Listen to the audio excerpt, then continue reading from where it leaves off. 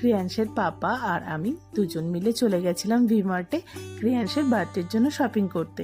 তো দেখো এখানে ক্রিয়াংশের বাবা ক্রিয়াংশের জন্য কতগুলো জামা এনেছে ওর বার্থডের দিন পরার জন্য। তো ও কত এক্সাইটেড, ও দেখছে এটা বাবার জামা বলে ও বাবার মুখের দিকে তাকিয়ে রয়েছে, এদিকে দেখছে ওর জামা কোথায়।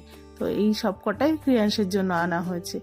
এগুলো কেমন হয়েছে তোমরা সবাই একটু কমেন্টে জানিও, আর ভালো লাগলে আমাদের ভিডিওটা লাইক কমেন্ট অ্যান্ড শেয়ার করে দিও।